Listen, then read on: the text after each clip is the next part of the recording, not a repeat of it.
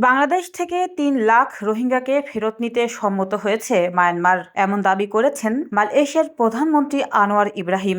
বুধবার এক নির্বাচনী সমাবেশে তিনি জানান, মায়ানমারের সঙ্গে হওয়া সমঝোতার আওতায় মালয়েশিয়া থেকে ৫,০০০ এবং বাংলাদেশ থেকে ৩ লাখ রোহিঙ্গাকে ফিরিয়ে নেওয়ার বিষয়ে সম্মতি দিয়েছে নেপিদো। তবে এ বিষয়ে কোনো নির্দিষ্ট সময়সীমা বা বাস্তবায়ন পরিকল্পনা প্রকাশ করা হয়নি। আনোয়ার ইব্রাহিম বলেন, মায়ানমারের সঙ্গে সুসম্পর্ক ও সতর্ক কূটনীতির ফলেই এই সমঝোতা সম্ভব হয়েছে। তিনি এটিকে দুই দেশের কূটনৈতিক সম্পর্কের গুরুত্বপূর্ণ অর্জন হিসেবে উল্লেখ করেন। এদিকে মালয়েশিয়ায় অবস্থানরত রোহিঙ্গাদের আইন শৃঙ্খলা মেনে চলার আহ্বান জানিয়ে প্রধানমন্ত্রী সতর্ক করেন, জনশৃঙ্খলা বিঘ্নিত হলে কঠোর আইনি ব্যবস্থা নেওয়া হবে। উল্লেখ্য, ২০১৭ সালে মায়ানমারের রাখাইন রাজ্যে সেনাবাহিনীর অভিযানের পর ৭ লাখেরও বেশি রোহিঙ্গা বাংলাদেশে আশ্রয় নেয়। বর্তমানে বাংলাদেশ, মালয়েশিয়া ও ইন্দোনেশিয়া সহ বিভিন্ন দেশে লাখ লাখ রোহিঙ্গা শরণার্থী অবস্থান করছেন। তবে মালয়েশিয়ার প্রধানমন্ত্রীর এই বক্তব্যের পরও বাংলাদেশ বা মায়ানমার সরকারের পক্ষ থেকে ৩ লাখ রোহিঙ্গা প্রত্যাবাসনের বিষয়ে